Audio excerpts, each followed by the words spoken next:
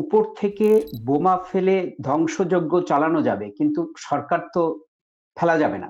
ভেনেজুয়েলার যে সরকার ছিল সেই সরকারই কিন্তু এখন আছে, কিন্তু সেই সরকারের এখন যে ক্ষমতায় তিনি আমেরিকার কথা মতো চলছেন। ইরানিয়ানরা যেটা চাচ্ছে যে এমন একটা পরিস্থিতি এই গালফ কান্ট্রি গুলোতে করা হোক, যাতে করে এই গালফ কান্ট্রি গুলো আমেরিকার উপরে চাপ বাড়ায়। ১ থেকে ৩ সপ্তাহ যদি এই যুদ্ধ চলে, তাহলে এই গালফের দেশগুলোতে 11% ড্রপ হবে ট্যুরিজমের। যখনই দেখবে তারা যে কোনো ধরনের হামলা হচ্ছে ইরানের উপরে এই গালফ কান্ট্রি গুলো থেকে, উপসাগরীয় অঞ্চলগুলো থেকে, ইরান তার প্রতিহত করবে।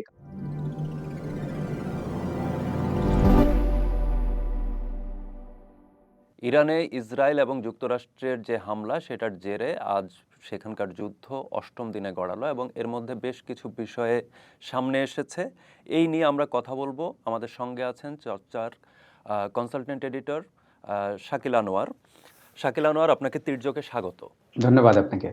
আমরা আজকে দেখলাম ইরানের প্রেসিডেন্ট মাসুদ পেজেশকিয়ান তিনি বলছেন যে প্রতিবেশী দেশগুলোতে যে হামলা সেটার জন্য তিনি দুঃখ প্রকাশ করেছেন এবং বলেছেন যে যদি ওদিক থেকে হামলা না হয় তাহলে আর হামলা করবে না ইরান। এই যে বিষয়টি, এটা আসলে কতটুকু নিশ্চিত করতে পারবে বলে মনে হয় যে প্রতিবেশী যেই উপসাগরীয় দেশগুলো আছে সেটা কতটুকু নিশ্চিত করতে পারবে? দেখেন, মানে যখন তিনি এই কথা বলছেন, বিবিসির একটা রিপোর্ট দেখছিলাম টেলিভিশনে একটু আগেই। সেটা হচ্ছে যখন তিনি এই কথা বলছেন, এই বিবৃতি আসছে ইরানের প্রেসিডেন্টের কাছ থেকে, তখনই দোহাতে তার পরপরই দোহাতে একটা আ আপনার মিসাইল, ইরানিয়ান মিসাইলকে তারা আ প্রতিহত করেছে। প্রতিহত করেছে। তো সুতরাং বুঝতেই পারছেন, এবং তার একটু আগে দুবাইতে দুবাই এয়ারপোর্টে একটা ছোট বিস্ফোরণ হয়েছে এবং মনে করা হচ্ছে যে এটা একটা হুম। ড্রোন ছিল। তো সুতরাং আপনি বুঝতেই পারছেন যে কত ভঙ্গুর, মানে এই, মানে যে দেখেন, মানে যে বিবৃতি দিয়েছেন ইরানের প্রেসিডেন্ট, সেখানে একটা কথা তিনি বলেছেন, যদি আমরা ওইখান থেকে, আপনাদের কাছ থেকে যদি হামলার শিকার না হই, তাহলে আমরা আপনাদেরকে কথা দিচ্ছি, আমরা আপনাদের উপর কোনো হামলা করব না।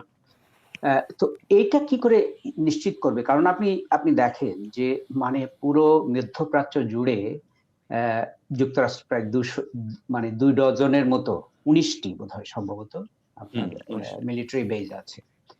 তো সেইগুলোকে তো তারা ব্যবহার করছে। হ্যাঁ, সবসময় এই বিশেষ করে উপসাগরীয় দেশগুলো বলছিল যে আমাদের এখানে তোমার যে বেস গুলো আছে, আমেরিকাকে বলছিল যে সেগুলোকে তোমরা ব্যবহার করো না। তো হয়তো সরাসরি যেটা খবর, সেটা হচ্ছে যে সরাসরি সেখান থেকে কোনো হামলা হয়তো হচ্ছে না। কিন্তু সেগুলোকে তো ব্যবহার করা হচ্ছে। সেগুলোকে নজরদারির জন্য ব্যবহার করা হচ্ছে। সেখান থেকে মানে ওই বেস গুলো থেকে ইরানের যে মিসাইল বা ড্রোন, সেগুলোকে প্রতিহত করা হচ্ছে। সুতরাং মানে এগুলো তো ব্যবহার করছেই আমেরিকা। তো সুতরাং হুম, এই, হুম। এবং এই ব্যবহার বন্ধ করে দেবে আ রাতারাতি ইরান চাইছে বলে, আমার মনে হয় না সেটা হবে, এবং সেই বন্ধ করার ক্ষমতাটাও মানে সৌদি আরব বা ইউএই বা কাতার এরা বললে যে আমেরিকা এগুলো পুরোপুরি বন্ধ করে দেবে এবং সমস্ত সৈন্যদের এখন সেখান থেকে নিয়ে চলে যাবে, আমার মনে হয় না সেটা হবে। সুতরাং আমরা দেখব, মানে ভবিষ্যতেও আগামী দিনগুলোতে যুদ্ধ যদি চলতে থাকে, এবং মনে হচ্ছে যে চলতে থাকবে, তাহলে ইরান এখান থেকে যখনই দেখবে তারা যে কোনো ধরনের হামলা হচ্ছে ইরানের উপরে এই গালফ কান্ট্রি গুলো থেকে, উপসাগরীয় অঞ্চলগুলো থেকে, ইরান তার প্রতিহত করবে। কারণ ইরানের আসলে আপনি বুঝতেই পারছেন যে ইরান এখন পুরোপুরি একটা সারভাইভাল মোডে চলে গেছে। তাদের হাতে হুম। যত রকম ঝুলিতে যত রকম অস্ত্র আছে, বুদ্ধি আছে, কৌশল আছে, তারা টিকে থাকার জন্য এখন সেটা ব্যবহার করবে। সুতরাং হঠাৎ করে গালফের থেকে, এখান থেকে আমেরিকানরা সেগুলোকে তাদের বেস ব্যবহার করে তাদের উপর হামলা চালাবে আর এরা চুপ করে বসে থাকবে ইরান, আমার মনে হয় না সেটা হবে। আমি এই জায়গাটাতে আমি আজকেরই আরেকটি ঘটনা, সেটি হচ্ছে যুক্তরাষ্ট্রের প্রেসিডেন্ট ডোনাল্ড ট্রাম্প তিনি তার যে ট্রুথ সোশ্যাল সেখানে একটি পোস্টে বলেছেন যে আজ রাতেই ভয়াবহ হামলা করা হবে ইরানে, সব ধসিয়ে দেওয়া হবে এবং এক ধরনের বার্তাটা এরকম যে খুবই ভয়াবহ একটা হামলার মধ্য দিয়ে যুদ্ধের সমাপ্তি টানার এক ধরনের চেষ্টা। দ্বিতীয় আরেকটা জায়গা হচ্ছে তিনি কোট করেছেন যে ইরানের প্রেসিডেন্ট দেখুন যে দুঃখ প্রকাশ করেছেন এবং তিনি আত্মসমর্পণ করেছেন, এই ধরনের একটা কথা আছে। তো সেই জায়গায় যদিও ইরানের প্রেসিডেন্টের সেখানে হচ্ছে তিনি আত্মসমর্পণের কথা বলেননি, তিনি শুধু প্রতিবেশী দেশগুলোর কথা বলেছেন। তো আজ কি আজকে এমন কিছু বা এই ধরনের ম্যাসিভ হামলা যদি যুক্তরাষ্ট্র করে, সেক্ষেত্রে ইরান আসলে কি করতে পারবে? দেখেন, ম্যাসিভ হামলা এমনিতেই চলছে, মানে ডিভাস্টেটেড। গত 8 দিনে ইরানের এমন কোনো শহর নেই, বড় শহর নেই যেখানে মানে ভীষণভাবে হামলা হয়নি। আপনার বড় বড় সমস্ত শহরে, তেহরানে প্রতিদিন হামলা হচ্ছে এবং বড় ধরনের হামলা হচ্ছে। ইনফ্রাস্ট্রাকচার গুলো এখন টার্গেট করছে, বড় বড় অবকাঠামোগুলো। সুতরাং হামলা তো হচ্ছে। শক অ্যান্ড অ যেটা, যে পদ্ধতি নিয়ে, যে কৌশল নিয়ে আসলে আমেরিকানরা যুদ্ধ শুরু করে, ঠিক সেটাই হচ্ছে। কিন্তু আমরা ইরাকে যেটা দেখেছি, হুম, বা অন্যান্য জায়গায় দেখেছি, ইরানে কিন্তু একই জিনিস দেখছি, যে ম্যাসিভ হামলা করে তারা একটা মানে হতভম্ব করে দেওয়া আর কি শত্রুকে। সে হুম, কাণ্ড তো হচ্ছে। হুম। তাই এর বাইরে তারা আর কি করতে পারে? আর কি করতে পারে আমি আমি জানি না। হ্যাঁ, এখন তো যেটা করতে পারে সেটা সম্ভব না। সেটা হচ্ছে নিউক্লিয়ার অপশন। সেটা তো আর সম্ভব না। জি। এর চাইতে বড় কি অস্ত্র? হ্যাঁ, এর চাইতে আরো আরো মারাত্মক অস্ত্র, আরো বড় বোমা আছে তাদের হাতে। কিন্তু সেগুলো তো মানে শহরের উপরে ফেলতে হবে। শহরের উপরে এসব বড় অস্ত্র ব্যবহার মানে কি? মানুষ মারা যাবে, তাই না? এবং সিভিলিয়ানের বড় ধরনের। যত মানুষ মারা যাবে, এখনই আপনি দেখেন ১,০০০ প্রায় ১৩০০-১৪০০ মারা গেছে এই গত ৮ দিনে। আরো বেশি মানুষ মারা যাবে যত বড় বোমা ফেলা হবে। তো যত মানুষ মরবে তত কিন্তু মানুষ কিন্তু আস্তে, আস্তে তাদের ভিতরে এই যে আপনার রেজিমের প্রতি, মানে সরকারের প্রতি তাদের আনুগত্য বাড়বে কিন্তু। তো সেই চিন্তাটাও তো হুম, আছে আমেরিকানদের বা ইসরায়েলিদের, যে আমরা কত মানুষ মারবো, এবং বেশি মানুষ যদি মারি তাহলে হিতে বিপরীত হতে পারে। মানে এখন যে এই সরকারের বিরুদ্ধে যে অনেক মানুষ ইরানের, সেটা হুম, পরিস্থিতি চেঞ্জ হয়ে যেতে পারে। সুতরাং সেগুলো তাদের ভাবতে হবে। সুতরাং মানে ডোনাল্ড ট্রাম্প তো অনেক কথা বলছেন, অনেক কথা বলছেন। তিনি দ্বিতীয় দিনে হুম, বলেছিলেন যে এখন খামেনি মারা গেছে, এখন একটা ডিপ্লোম্যাসি হবে, ডিপ্লোম্যাটিক হুম। সলিউশন হবে। তা হয়নি আরকি। এবং তিনি কালকে বলেছেন যে নিঃশর্ত আ মানে আত্মসমর্পণ সারেন্ডার করতে হবে। করতে হবে, আত্মসমর্পণ করতে হবে। তার কোনো লক্ষণ নেই। হুম, কারণ কোনোভাবেই ইরানের যে সরকার, তারা আত্মসমর্পণ করবে হুম, না। তারা জানে আত্মসমর্পণ করা মানে হচ্ছে এটা আত্মহত্যা। সুতরাং তারা টিকে থাকার জন্য যা করা দরকার, যতদিন মানে টিকে থাকা সম্ভব সেটা তারা করার চেষ্টা করবে। তাদের মানে ইরানিদের যে কৌশল, যে সমস্ত, আমি ইরান অবজারভারদের বিভিন্ন লেখালেখি থেকে যেটা আমি বুঝতে পারছি, যে ইরানিরা যে কৌশল নিচ্ছে হুম। সেটা হচ্ছে যে উপর থেকে বোমা ফেলে ধ্বংসযজ্ঞ চালানো যাবে। কিন্তু সরকার তো ফেলা যাবে না, তাই না? সরকার ফেলা যাবে না। এবং এই সরকার আপনি জানেন ৩৯ বছর ধরে ক্ষমতায়। তারা মানে সবকিছুর উপরে পূর্ণ নিয়ন্ত্রণ তাদের আছে।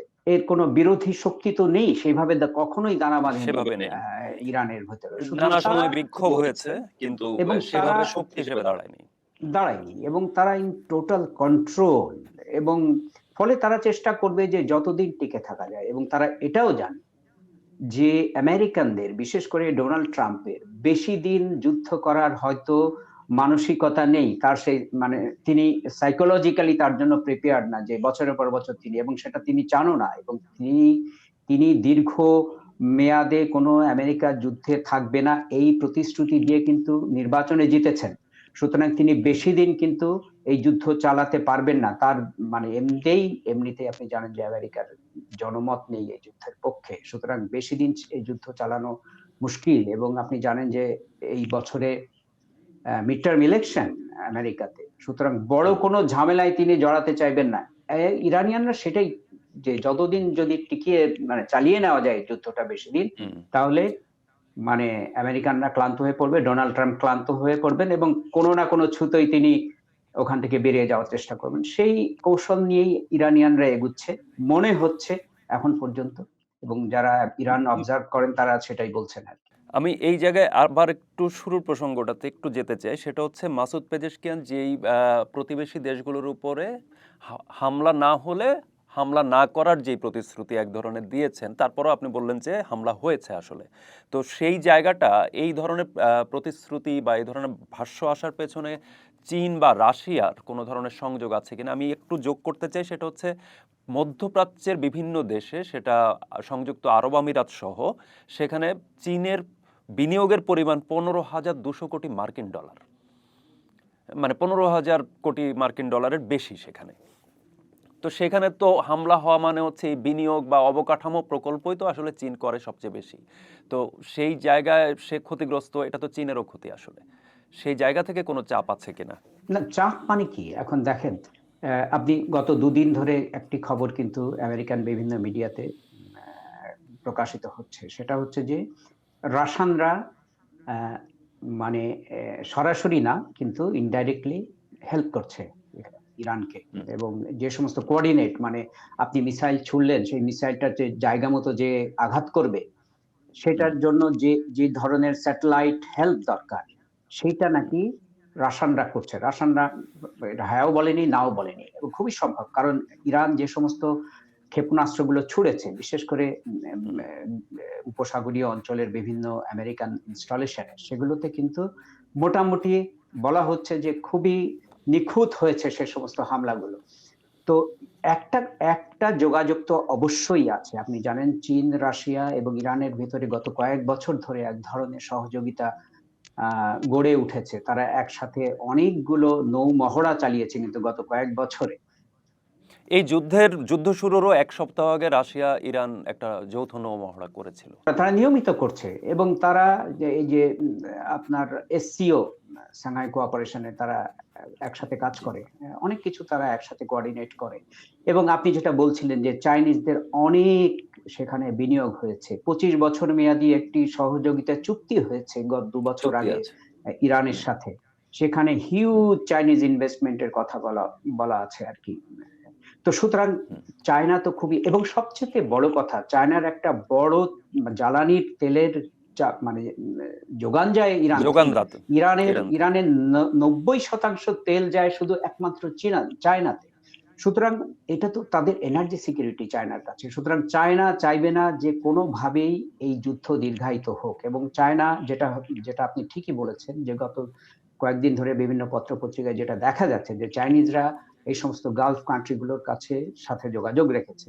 যোগাযোগ রেখে তাদের বলার চেষ্টা করছে যে বলার চেষ্টা করছে যেটা মনে হয় মানে ইঙ্গিত যেটা সেটা হচ্ছে যে তোমরা এটার সাথে সরাসরি জড়িয়ে যেও না। সরাসরি জড়িয়ে যেও না এবং মানে অ্যা তাদের ভরসা দেয়া হচ্ছে যে ইরান আসলে টার্গেট করছে বেসিক্যালি আমেরিকান ইনস্টলেশন গুলো, তোমাদের না। যদিও মানে হুম। এটা ধোপে টিকবে না অনেকটাই। কারণ হচ্ছে যে দেখেন শুধুমাত্র আমেরিকান ইনস্টলেশন এ তো মানে ইরানিয়ান হামলা হয়নি। হামলা হয়নি। আপনি দেখেন সে এয়ারপোর্টে হয়েছে, পোর্টে হয়েছে, হোটেলে হয়েছে। তো আ তার মানে কি? তার মানে হচ্ছে যে দুটো ব্যাখ্যা। একটা হচ্ছে ইরানিরা ব্যাখ্যা দিচ্ছে যে সেখানে আমরা যেসব জায়গায় করেছি যেমন জেবেল আলী পোর্ট সেখানে হচ্ছে আমেরিকান ইনস্টলেশন আছে একই সাথে। যদিও সেটা UAE এর একটা পোর্ট। কিন্তু সেখানে আমেরিকান হুম, ইনস্টলেশন ও আছে এট দ্যা সেম টাইম। এবং হুম। তারা দুটো জিনিস। সেটা হচ্ছে যে তারা ইরানিয়ানরা যেটা চাচ্ছে যে এমন একটা পরিস্থিতি এই গালফ কান্ট্রি গুলোতে করা হোক, যাতে করে এই গালফ কান্ট্রি গুলো আমেরিকার উপরে চাপ বাড়ায়। যে দেখো এই যুদ্ধ যদি এইভাবে তোমরা আমাদের জায়গা ব্যবহার করে করো এবং যুদ্ধ যদি চলতে থাকে তাহলে কিন্তু আমরা শেষ। হ্যাঁ? আমাদের এই অর্থনীতি, আমাদের এই ঐশ্বর্য এবং তার ক্ষতি কিন্তু তোমাদের উপরে গিয়েও পড়বে। আমাদের যদি তেলের উৎপাদন, গ্যাসের উৎপাদন বন্ধ হয় তাহলে কিন্তু তোমাদেরও ক্ষতি হবে। কারণ আমাদের এই পয়সাগুলো তো তোমাদের স্টক মার্কেটেই খাটছে। সুতরাং মানে ইরানের যে মানে যেটা মানে পড়ে বোঝা যায় বিভিন্ন অবজারভারদের লেখা এবং তাদের সাক্ষাৎকার আমি নিয়মিত খেয়াল করছি। তারা যেটা বলার ইরান যেটা চেষ্টা করছে যে এই দেশগুলোর উপরে এমন একটা চাপ তৈরি করা যেন এরাই আমেরিকানদের বলে যে এভাবে চলবে না। এই যুদ্ধ বেশিদিন থামানো যাবে না। সুতরাং ইরান আমার মনে হয় সেই কৌশল নিয়ে এগোচ্ছে। সুতরাং সরাসরি তাদেরকে হেল্প না মানে মানে আপনার অ্যাটাক না করলেও যেটা করছে যে মানে আমেরিকান বেজের সাথে তোরা এমন কিছু জায়গায় করছে যাতে করে অর্থনৈতিকভাবে একটা বড় ধরনের ঝামেলায় পড়ে যায় জিসিসি কান্ট্রি গুলো। বড় ধরনের হুমকিতে পড়ে। যে হুমকির জন্য তারা আমেরিকার উপরে প্রেশার ক্রিয়েট করে যে এই যুদ্ধ বেশিদিন চালানো যাবে না। এই যে আ যদি আমরা দেখছি যে এই প্রতিশ্রুতির পরও আপনি যেটা বললেন যে বিভিন্ন জায়গায় হামলা হয়েছে ইরানের তরফ থেকে বা ওদিক থেকেও আসলে মার্কিন যেই ব্যবস্থা সেই ব্যবস্থাকে কাজে লাগিয়ে ইরানের বিভিন্ন লক্ষ্য আ আ নিয়ে যেই হামলাগুলো হয় সেটাকে হচ্ছে মোকাবেলা করা হচ্ছে বা তার ক্ষেপণাস্ত্র হামলাকে প্রতিহত করা হচ্ছে। সুতরাং এই যে শর্তটি যে প্রতিবেশীরা আসলে যদি হামলা না করে বা যদি তারা ব্যবহৃত না হয় এই যুদ্ধে, তাহলে তারা হামলা করবে না। এই যে শর্তটি, এই শর্তটি তো পরিপালন হওয়ার সম্ভাবনা ক্ষীণই। তো সেক্ষেত্রে ইরান আসলে কি করছে? মানে এটা যদি এভাবে ছড়িয়ে পড়ে, আমরা দেখছি যে আরব আমিরাত আহ, সহ কুয়েত, এই বিভিন্ন জায়গা থেকে, আমরা ইরাকের যেই মার্কিন বিনিয়োগকারী যে তেল কোম্পানিগুলো, সেখান থেকে বিদেশিদের সরে যাওয়ার নির্দেশ দেওয়া হয়েছে, তারা সরে যাচ্ছে কুয়েতের দিকে। তো এই যে পরিস্থিতিটা, এটা কি আসলে এক ধরনের মানে বহু দেশীয় জোটের যুদ্ধের রূপান্তরিত হওয়ার আশঙ্কা আছে কিনা? না, এখন আপনি যদি বলেন যে জোট মানে সমস্ত জোট মিলে একসাথে, এখন শুধু আমেরিকা এবং ইসরায়েল থাকবে না, এখন অন্যরাও সেই জোটে যুক্ত হয়ে ইরানের উপর একযোগে হামলা শুরু করবে।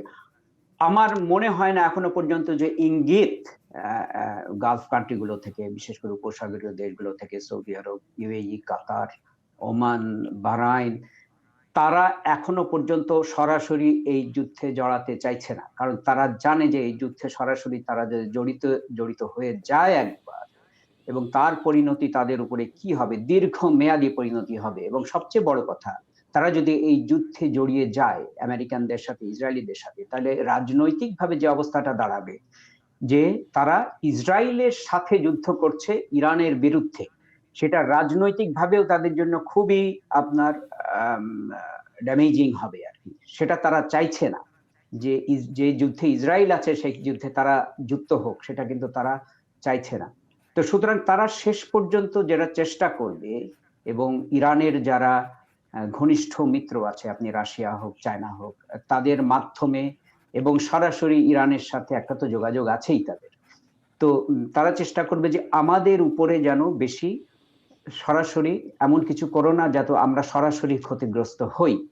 আরেকটা জিনিস যেটা সবচেয়ে বড় কথা, ওরা সরাসরি যুদ্ধ না জড়িয়ে যেটা সবসময় এই গালফের দেশগুলো চেষ্টা করবে আগামী দিনগুলোতে, সেটা হচ্ছে আমেরিকার উপরে চাপ তৈরি করবে যে এই যুদ্ধ যেন দীর্ঘস্থায়ী না হয়।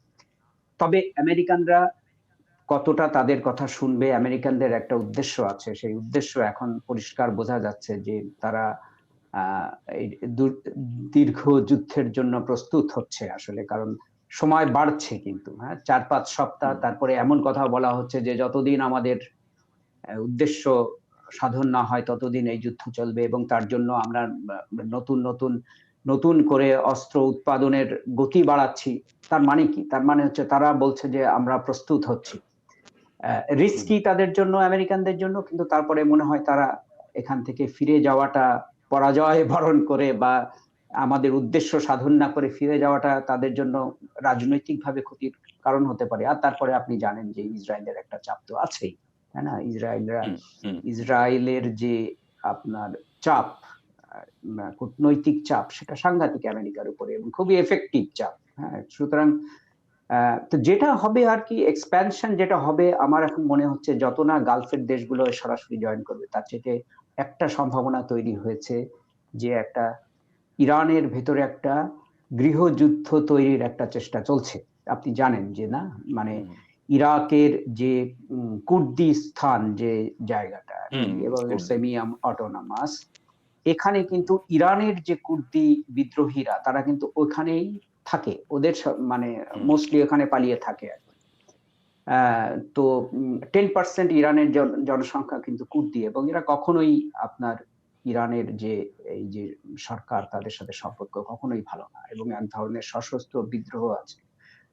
এবং ইরাকের সাথে ওই যে বর্ডার, ইরানের ওই বর্ডারটা, ওটা কিন্তু খুবই টেন্স থাকে সবসময়, খুবই সেইখান দিয়ে আপনার ইরানি বিদ্রোহীদের, ওখানে কুর্দি বিদ্রোহীদের ঢুকিয়ে দেওয়ার একটা পরিকল্পনা কিন্তু করা হচ্ছে। এবং এই পরিকল্পনা কিন্তু ইসরায়েলের নতুন না, বহুদিন ধরে তারা এই পরিকল্পনা করছে, বহু পুরনো তারা এই চেষ্টা করছে, এবং এদেরকে ট্রেনিং দেওয়া, এদেরকে বিভিন্ন গোয়েন্দা তথ্য দিয়ে তাদেরকে অনেকদিন ধরে প্রস্তুত রেখেছে।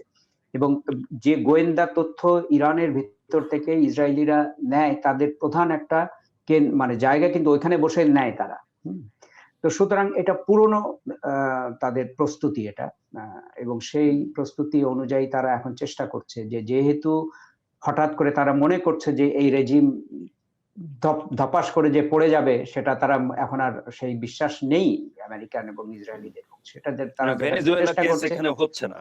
হুম। হ্যাঁ, সুতরাং তারা ভেতরে একটা গৃহযুদ্ধর মতো পরিস্থিতি তৈরি করতে পারে। কিন্তু আপনি জানেন যে সেটা বেশ রিস্কি। প্রথম কথা হচ্ছে যে কত লোক আছে কুর্দি বিদ্রোহীদের, যে তারা গিয়ে ইরানের মতো এরকম একটা বড় ইরান অনেক বড় দেশ, তাই না? অনেক হুম। মানে ৯ কোটি ৯.৫ কোটি দেশের মানুষ। সেখানে কুর্দি কয় হাজার, বলা হচ্ছে যে ৬ থেকে ৮ হাজার কুর্দি সশস্ত্র বিদ্রোহী আছে ইরানের। তাদেরকে ঢুকিয়ে দিয়ে কি করতে পারে? বড়জোর ওই অঞ্চলের কুর্দিস্তান, ওই অঞ্চলের কিছু শহর তারা দখল করে নিয়ন্ত্রণ নিয়ে নিতে পারে। তাতে করে তেহরানের সরকার পড়ে যাবে বা বড় কিছু বিরাট কিছু হবে কেউ মনে করছে না। সবচেয়ে বড় কথা যে এই জিনিসটা কিন্তু আশেপাশের দেশগুলো একেবারেই পছন্দ করবে না। ইরাক পছন্দ করবে না, ১ নম্বর কথা।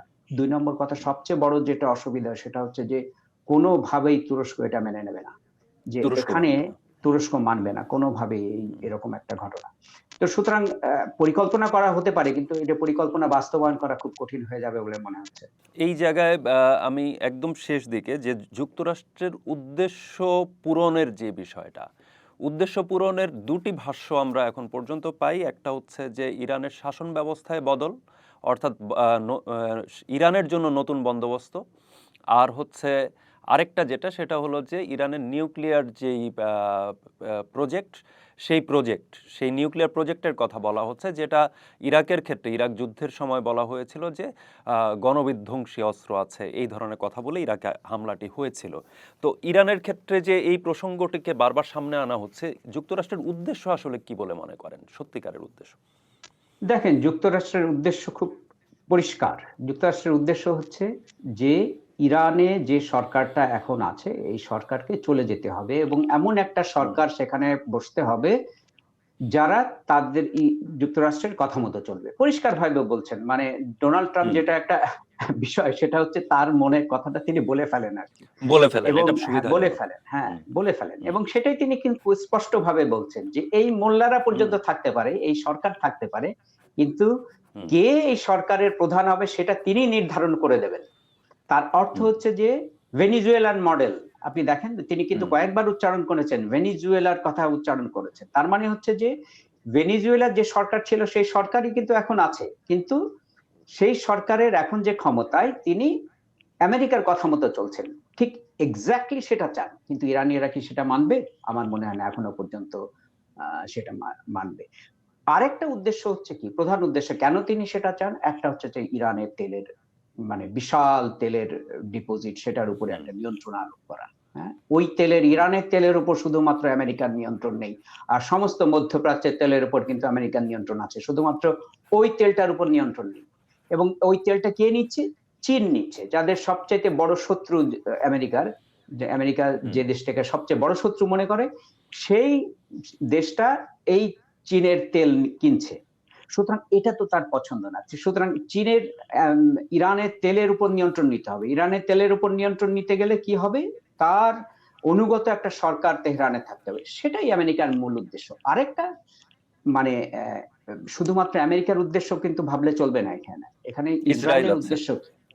ইসরায়েলের উদ্দেশ্য আবার ভিন্ন। ইসরায়েলের উদ্দেশ্য হচ্ছে যে মধ্যপ্রাচ্যে একমাত্র অবশিষ্ট দেশ ইরান যারা তাদেরকে চ্যালেঞ্জ করছে। তারা তাদেরকে চ্যালেঞ্জ করছে। স্বীকৃতি দিতে প্রস্তুত নয়। তাদের নিউক্লিয়ার অ্যাম্বিশন আছে এবং সবচাইতে বড় নিউক্লিয়ার অ্যাম্বিশন এর চাইতে সবচাইতে বড় ভয় ইসরায়েলের এখন যে ইরানের যে ক্ষেপণাস্ত্র প্রযুক্তি, সেটাই হচ্ছে হুম। সবচাইতে ভয়। এই যে এখন যেটা নিউক্লিয়ার শোনেন, এটা কিন্তু জাস্ট পিআর। এটা নিয়ে খুব একটা চিন্তিত না। কারণ আমেরিকাও জানে, ইসরায়েলও জানে এবং বাকি বিশ্ব জানে যে ইরান এখন নিউক্লিয়ার মানে ও মানে তাদের বোমা ইচ্ছা করলেই তারা তৈরি করতে পারবে না। এখনো দেরি আছে তাদের। হ্যাঁ, ১০ বছর আগে হুম। যেখানে ছিল হয়তো সেখানেই আছে। তার চাইতে একটু এগিয়েছে। সুতরাং সেটা কোনো ইস্যু না। ইস্যু হয়ে দাঁড়িয়েছে সেটা হচ্ছে ইরানের ক্ষেপণাস্ত্র। এবং সেই ক্ষেপণাস্ত্র দিয়ে আপনি দেখেন একসাথে ১০ টা দেশকে তারা একই সাথে তারা হামলা হুম। করেছে। মানে পৃথিবীর ইতিহাসে নাকি এরকম কিছু নেই যে একটা দেশ একই সাথে ৯-১০ টা দেশে তারা হামলা চালিয়েছে। কিভাবে? এই ক্ষেপণাস্ত্র দিয়ে। তো সুতরাং এটাই হচ্ছে সবচেয়ে বড় ভয় যে ইরানের ক্ষেপণাস্ত্র প্রযুক্তি, ইরানের ক্ষেপণাস্ত্রকে মানে বন্ধ করাটাই হচ্ছে মানে ইসরায়েলের ১ম মানে লক্ষ্য। তো সুতরাং তার জন্য কি করতে হবে? এই সরকারকে হটাতে হবে এবং ইরানকে মানে একেবারে ছিন্ন বিচ্ছিন্ন করে দিতে হবে। যেটা তারা করেছে, ধরেন যে সমস্ত দেশ তাদেরকে চ্যালেঞ্জ করেছিল আগে, লিবিয়া, ইরাক, সিরিয়া, সেই ৩টা দেশকেই কিন্তু তারা ছিন্ন বিচ্ছিন্ন করে ফেলেছে। বাকি আছে ইরান। সেটাই তারা চায় আসলে, যে এই সরকারকে সরিয়ে দিতে পারলে এবং বিশাল ডিভাস্টেশন যদি ইরানে করে দেওয়া যায় এবং এই ধরনের গৃহযুদ্ধ লাগিয়ে দেওয়া যায়, তাহলে সেই একই পরিস্থিতি তৈরি হতে হবে। কারণ ইরানের ভেতরেও আপনি জানেন বিভিন্ন জাতিগোষ্ঠী আছে, তাদের নানা ধরনের দাবি দাওয়া আছে এবং অসন্তোষ আছে। আপনার আজেরিরা, যদিও তারা শিয়া মোস্টলি আজেরিরা, কিন্তু তাদের ভিতরে অসন্তোষ আছে বিভিন্ন এই কেন্দ্রীয় তেহরানের সরকারকে নিয়ে, এবং কুর্দিরা তো আছেই। তারপরে সুন্নিরা, তারা ৩%, তারাও কিন্তু এক ধরনের অসন্তোষ এবং তাদের ভিতরেও কিন্তু এক ধরনের সশস্ত্র রেবেলিয়ান আছে। কিন্তু ওদিকে আপনার পাকিস্তান সীমান্তে যারা আছে, আপনার বালুচরা, তারাও কিন্তু খুশি না। সুতরাং নানা ধরনের জাতিগোষ্ঠী আছে যারা কিন্তু মানে যদি কোনো গন্ডগোল মানে নিয়ন্ত্রণ যদি হারিয়ে যায় তেহরানের বাকি পুরো দেশের উপরে, তারা কিন্তু তাদের এলাকাগুলোকে নিয়ন্ত্রণ নিয়ে নেবে হয়তো, এটা ভাবছে ইসরায়েল, এবং তা করার জন্য যা করা দরকার ইসরায়েল কিন্তু করবে। মোট কথা হচ্ছে যে ইসরায়েলের মূল উদ্দেশ্য হচ্ছে যে ইরানকে ছিন্ন বিচ্ছিন্ন করে দেওয়া, নিয়ন্ত্রণহীন করে দেওয়া কেন্দ্রীয় সরকারের হাত থেকে, যাতে করে ইরানের যে এই যে অস্ত্র, যে অ্যাম্বিশন, মানে আর্মস অ্যাম্বিশন, বিশেষ করে ক্ষেপণাস্ত্র এবং নিউক্লিয়ার, সেটা যেন আর কখনোই ইরান করতে না পারে। তো সুতরাং দুইজনের দুটো ভিন্ন ভিন্ন, মানে একই কিন্তু উদ্দেশ্য না, ভিন্ন ভিন্ন উদ্দেশ্য। আমেরিকার একটি উদ্দেশ্য আর ইসরায়েলের আরেকটি উদ্দেশ্য। তো কিন্তু এই উদ্দেশ্য সফল করা কতটা মানে যাবে এখনো পর্যন্ত কেউ কিন্তু নিশ্চিত হয়ে বুঝতে পারছেন না। কারণ ইরানিরা কিন্তু অত্যন্ত বুদ্ধিমান একটি জাতি, সে ব্যাপারে কারোর কোনো সন্দেহ নেই, এবং তাদের নিজস্ব অনেক অ্যাম্বিশন আছে এবং সেই অ্যাম্বিশন থেকে তারা সরবে না। ধরেন যদি এমন কথাও বলা হচ্ছে যে এই সরকার যদি পড়েও যায়, তাহলে কি ইরানের যে এই পার্সিয়ানদের যে জাতীয়তাবোধ, সেটা কি নষ্ট হয়ে যাবে? নষ্ট হবে না। তাদের এই অ্যাম্বিশন কিন্তু যখন শাহের সময় ছিল তখন থেকেই নিউক্লিয়ার অ্যাম্বিশন আছে ইরানের। যে এই সরকার এসে যে নিউক্লিয়ার অ্যাম্বিশন তৈরি হয়েছে বিষয়টা তা না, কিন্তু যখন শাহ ছিল তখন ওই অ্যাম্বিশন তৈরি হয়েছিল। সুতরাং এই অ্যাম্বিশন থেকে যে সরকারই ইরানি আসুক না কেন, তারা সরে যাবে তা নাই। তাদের একটা আত্মমর্যাদাবোধ সাংঘাতিক ইরানি জাতির, এবং সেই মর্যাদাবোধ থেকে তারা সবসময় একটা শক্তিশালী রাষ্ট্র হয়ে থাকার চেষ্টা করবে। এটা কি আধিপত্যের জায়গা থেকে, মানে ইরানের এই যে অ্যাম্বিশনের কথা যেটা বললেন, এটা কি আধিপত্যের জায়গা থেকে, নাকি হচ্ছে এটা স্বজাত্যাভিমান যেটা বলি আমরা, জাত্যাভিমানের জায়গা, কোনটা? তো আধিপত্যর যে ন্যারেটিভটা, সেটা কিন্তু আমেরিকানদের তৈরি ন্যারেটিভ। হ্যাঁ, যে আরবদের সাথে ইরানের সম্পর্ক কখনোই ভালো ছিল না, এবং ভালো ছিল না বলেই আপনি জানেন ইসরায়েল যখন প্রথম এই 60-এর দশক থেকে, 50-60-এর দশক থেকে যখন ইসরায়েল রাষ্ট্র তৈরি হলো, তখন থেকে কিন্তু ইসরায়েলিরা, বেন গুরিয়ন, তিনি কিন্তু চেষ্টা করেছিলেন যে আরব বিরোধী যে শক্তিগুলো আছে তার আশেপাশে, তাদের সাথে একটা সম্পর্ক তৈরি করা। তার ভিতরে কিন্তু একটা ছিল কুর্দিরা, আর দ্বিতীয় ছিল হচ্ছে পার্সিয়ানরা। এই ইরানের সাথে খুব ভালো সম্পর্ক ছিল কিন্তু একসময় ইসরায়েলের, কারণ হচ্ছে যে আরব বিরোধী যারা আছে, আরব জাতির বাইরে যে সমস্ত লোকগুলো আছে, তাদের সাথে সম্পর্ক তৈরি করা। কিন্তু ইরান কি কখনো সরাসরি কোনো আরব দেশকে হামলা করেছে? মানে সেটা করেনি কিন্তু। এবং হ্যাঁ, সম্পর্ক ভালো না আরবদের সাথে, আরব দেশগুলোর সাথে সম্পর্ক ভালো না। তার প্রধান কারণ হচ্ছে যে আরব দেশগুলোতে এই যে আমেরিকানদের যে ঘাঁটি, সেটা কখনো ইরান পছন্দ করেনি। সে কারণেই কিন্তু শত্রুতা তৈরি হয়েছে। কিন্তু হালে গত কয়েক বছর ধরে কিন্তু সম্পর্ক বেশ একটা ভালো মানে যাচ্ছিল। এবং সৌদি আরবের সাথে দীর্ঘদিন তাদের কোনো কূটনৈতিক সম্পর্ক ছিল না, আপনি জানেন, এবং গত কয়েক বছর আগে এই সম্পর্ক প্রতিষ্ঠিত হয়েছে। চায়না এটা মধ্যস্থতা করেছে। কাতারের সাথে ভালো সম্পর্ক তারা রেখেছে, ইউএইর সাথে ভালো সম্পর্ক তারা রেখেছে। সুতরাং এবং ওমানের সাথে সবসময় একটা ভালো সম্পর্ক ছিল ইরানের। সুতরাং সেই সম্পর্কটা কিন্তু অনেকটা স্বাভাবিক হয়ে এসেছিল আর কি, সেই শত্রুতা বা বৈরিতা। এবং সেই বৈরিতা আমি যেটা বললাম, বৈরিতার প্রধান কারণ ছিল যে এই মধ্যপ্রাচ্যের দেশগুলোতে আমেরিকানদের এই যে সামরিক উপস্থিতি। তো সুতরাং এই পরিস্থিতি ইরান চাইবে না খারাপ হোক, এবং এই দোষগুলো এখন যে তারা কথাবার্তা বলছে, তারাও চায় না যে ইরানের সাথে একটা শত্রুতা সম্পর্ক চলতে থাকুক। তারা একটা স্বাভাবিক সম্পর্কই চায়, কারণ আপনি জানেন এই দেশগুলো এখন তেলের মানে উপর নির্ভরতা কমিয়ে একটা অন্য ধরনের অর্থনীতির স্বপ্ন দেখছে, তাই না? ট্যুরিজম, তারপর বিনিয়োগ, আপনি ভিশন 2030 আপনি জানেন সৌদি আরবের, এবং সৌদি আরবের। তো সুতরাং তারা কোনো ধরনের এই অস্থিরতা আর চায় না, শত্রুতা চায় না। হ্যাঁ, তারা একটা স্থিতিশীলতা চায়, এবং মারাত্মকভাবে ক্ষতিগ্রস্ত হচ্ছে। আপনি জানেন যে ধরেন দুবাই এখন পৃথিবীর সবচাইতে বড় প্যাসেঞ্জার মানে হাব, আপনার ফ্লাইট আমি বলছি। গতকাল পর্যন্ত একটা হিসাব, গত 7 দিনে তাদের 23,000 ফ্লাইট ক্যান্সেলড হয়েছে। আপনি চিন্তা করতে পারেন, 45 লক্ষ সিট। এবং আরেকটা হিসাব দেখছিলাম, এখানে অক্সফোর্ড ইকোনমিক্স বলে একটা গবেষণা সংস্থা আছে, তারা একটা হিসাব আমি দেখছিলাম আজকে, যে তারা একটা হিসাব দিয়েছে যে 1 থেকে 3 সপ্তাহ যদি এই যুদ্ধ চলে, তাহলে এই গালফের দেশগুলোতে 11% ড্রপ হবে ট্যুরিজমের, হ্যাঁ, সমস্ত। এবং যদি 2 মাস চলে তাহলে 27% ড্রপ হবে ট্যুরিজমের। তার মানে কি জানেন? অঙ্কে দেখেন, অঙ্কে হচ্ছে যদি 11% ড্রপ হয় তাহলে $34 বিলিয়ন ক্ষতি হবে, এবং যদি 2 মাস চলে 27% লস হয় তাহলে $56 বিলিয়ন লস হবে এই দেশগুলোর। আপনি চিন্তা করতে পারেন। এবং এই হোটেল, তারপরে ফ্লাইট, সব ধরনের, হ্যাঁ, তো মানে মারাত্মক ক্ষতির সম্মুখীন হবে তারা। তাদের যে অ্যাম্বিশন গুলো ছিল অর্থনৈতিক উন্নয়নের, সেটা মারাত্মক রকম ঝুঁকির মুখে পড়েছে। তো সুতরাং তারা এক ধরনের স্থিতিশীলতা চায়, এবং এই যুদ্ধটা নিয়ে সবচেয়ে বেশি চিন্তিত আপনি যদি এখন বলেন কারা, হ্যাঁ, ইরান, অবশ্যই ইরানের এই সরকার। এবং দ্বিতীয় সবচেয়ে বেশি উদ্বিগ্ন কারা? এই গালফের দেশগুলো।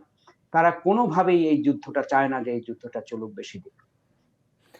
সম্ভবত সৌদি আরব এই জায়গায় হচ্ছে দুশ্চিন্তার আরেকটি কেন্দ্র। সম্ভবত আপনার কথার সূত্রেই আমার মনে হলো, সেটা হলো যে সামনেই হজ মৌসুম আসছে, বা রোজার সময়টাতে আমরা জানি যে ওমরার মৌসুমটা থাকে সারা পৃথিবী থেকেই এই সময়টাতে তাদের সেখানে যায়। এটা একটা বড় ধরনের তাদের রাজস্ব নিয়ে আসে এটা। হ্যাঁ, এবং হজ মৌসুম যেহেতু আসছে, এটাকে কেন্দ্র করে আশপাশের দেশগুলোর মধ্যেও এক ধরনের পর্যটনের বিস্তার হয়।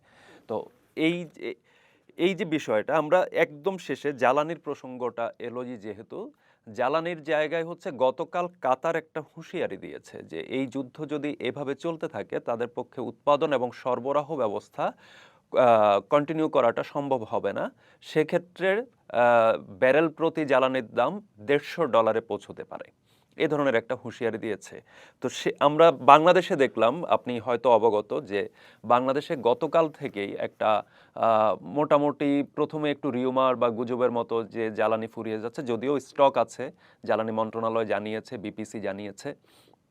এবং তারপর আমরা দেখলাম রেশনিং করে দেওয়া হয়েছে, যে বাহন ভেদে একটা নির্দিষ্ট পরিমাণের বেশি নেওয়া যাবে না। অর্থাৎ এ পর্যন্ত কিন্তু চলেই এলো।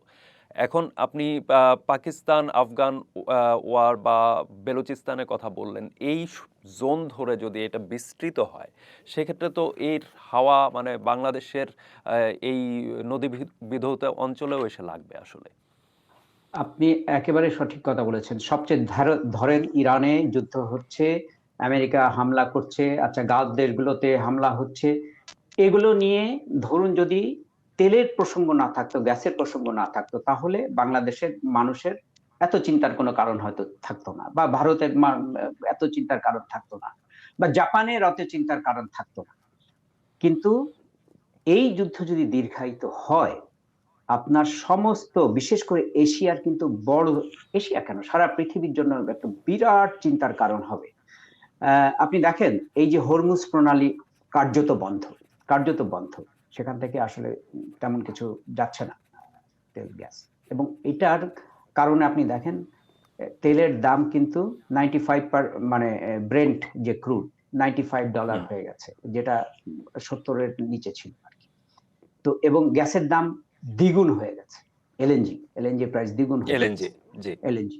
তো এবং এই যে হরমুজ প্রণালী দিয়ে এই যে গালফের যে তেল এবং গ্যাস, সেটার কিন্তু পুরোটাই যায় প্রায় এশিয়াতে, তাই না? এশিয়ার এই যে বড় বড় এশিয়ান ইকোনমি গুলো, আপনি চায়না বলেন, জাপান বলেন, সাউথ কোরিয়া বলেন, ইন্ডিয়া বলেন, পাকিস্তান, বাংলাদেশ, সমস্ত জায়গায় কিন্তু এই হরমুজ প্রণালী দিয়ে তাদের তেল এবং গ্যাস যাচ্ছে। আপনি বিশাল আপনার জাপানের বলা হচ্ছে যে জাপান হচ্ছে যে এই হরমুজ প্রণালী দিয়ে যে তেল গ্যাস যাচ্ছে, জাপান হচ্ছে ৭৫% জাপানের আপনার এনার্জি এখান থেকে, মানে এর উপর আসে। ডিপেন্ডেন্ট। হ্যাঁ, তো এইটা যদি বলা হচ্ছে যে ৬ মাস যদি বন্ধ থাকে, এই যুদ্ধ যদি ৬ মাস চলে, ৬ থেকে ৭ মাস চলে, জাপানের ইকোনমি কোলাপস করবে। আপনি বুঝতে পারছেন? সাউথ কোরিয়ার একই বিষয়। ভারত ধরেন একটা অল্টারনেটিভ সোর্স আছে, রাশিয়া থেকে তারা হয়তো রাশিয়া তারা থেকে। কিছু বিকল্প কিছু জ্বালানি পাবে। কিন্তু এই দেশগুলো তো রাশিয়া থেকে কোনো জ্বালানি পায় না। সো সাংঘাতিক অবস্থা হবে। চায়নার আপনার 40% এনার্জি এখান থেকে যায়, এই হরমুজ প্রণালী দিয়ে তাদের সাপ্লাই যায়। হ্যাঁ, তো আপনি বুঝতে পারছেন কি অবস্থা। হয়তো চায়না রাশিয়ার কাছ থেকে কিছুটা সেটা পুষিয়ে নেবে, সাপোর্ট পাবে। কিন্তু বাংলাদেশ, পাকিস্তান, এই দেশগুলোর কি অবস্থা হবে আপনি বুঝতে পারছেন। এবং পুরোটা গ্যাস, এই যে কাতারের গ্যাস কিন্তু আপনার 80% 90% হচ্ছে বাজারে বাজারে এই যে বাংলাদেশ এখন পুরোপুরি এলএনজি এর উপর নির্ভর করছে কাতারের এলএনজি। কাতারের যদি প্রোডাকশন অলরেডি বন্ধ হয়ে গেছে তাদের, এবং এইখানে বন্ধ যদি থাকে আগামী ৬ মাস, আপনি বুঝতে পারছেন কি অবস্থা হবে। সাংঘাতিক অবস্থা হবে। তেলের দাম যদি ১৫০ ২০০ চলে যায়, যদি আরো চলে ৬ মাস ১ বছর চলে, কি অবস্থা হবে আপনার? তো মানে এই যুদ্ধ শুধুমাত্র যে ইরান এবং গালফের ভেতরে বা আমেরিকার সাথে বা ইসরায়েলের ভেতরে সীমিত থাকবে তা না। সমস্ত পৃথিবীর মানুষকে কিন্তু এটা বাইট করবে কিন্তু। ধন্যবাদ শাকিল আনোয়ার। মূলত যেটা সামনে এলো সেটা হলো যে মাসুদ পেজেশকিয়ান আজ যেই প্রতিশ্রুতিটি দিয়েছেন যে প্রতিবেশী দেশগুলো থেকে বা তাদের ব্যবহার করে, তাদের ভূমি ব্যবহার করে যদি তাদের উপরে কোনো হামলা না হয়, তাহলে তিনি হামলা করবেন না। এটা একটা আশ্বস্ত করার মতো বিষয়, কিন্তু যদিও শাকিল আনোয়ার তার বিশ্লেষণে জানালেন যে এটা আসলে এক ধরনের প্রায় অসম্ভব একটা ঘটনা, কারণ যুক্তরাষ্ট্রকে বিশেষত ইরানকে মোকাবেলা করতে হলে আশপাশের যেই মধ্যপ্রাচ্যে তাদের যেই ঘাঁটিগুলো আছে সেটাকে তারা ব্যবহার করতেই হবে, এবং সেই সূত্রে তারা আসলে কোনো না কোনোভাবে ইরানের লক্ষ্যবস্তুতে পরিণত হবে। শেষ পর্যন্ত আসলে একটা কথাই বারবার আসে, সেটা হচ্ছে যুদ্ধ এক সংক্রমণের নাম, এবং এই সংক্রমণ আসলে কাউকে ছাড়ে না।